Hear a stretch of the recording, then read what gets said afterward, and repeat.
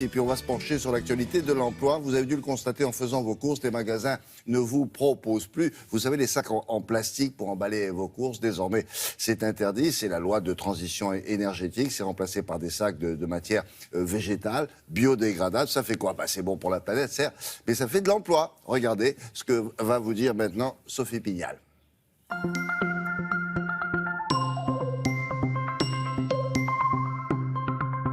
Au 1er janvier 2017, les sacs fruits et légumes en polyéthylène auront complètement disparu. Ils seront remplacés par des sacs biodégradables, des sacs fabriqués à partir de matières végétales.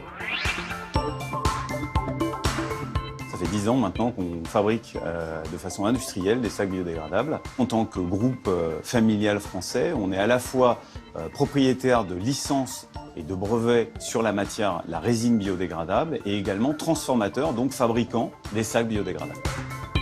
La résine biodégradable, elle est fabriquée à partir, pour nous, nos brevets, à partir de fécules de pommes de terre. Pommes de terre qui sont cultivées en France, qui sont des pommes de terre féculières, donc non comestibles, à haut taux de fécule. On extrait une fécule, on obtient une résine sous forme de petits granulés de matière bioplastique qui est extrudée, c'est-à-dire qui ensuite va être chauffée, fondue, gonflée dans une bulle pour fabriquer un sac.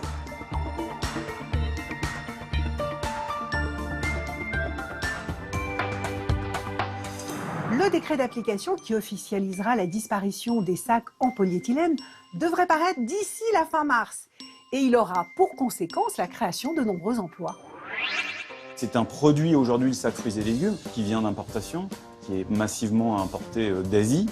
Donc là aussi, on est dans cette démarche de dire, voilà, consommons des produits que l'on peut fabriquer chez nous, plutôt que d'importer des produits de l'extérieur.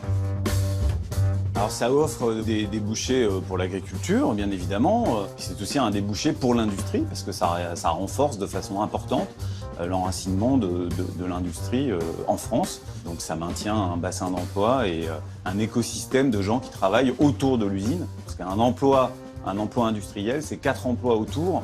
Les transporteurs, les fabricants de carton, la maintenance des machines, etc.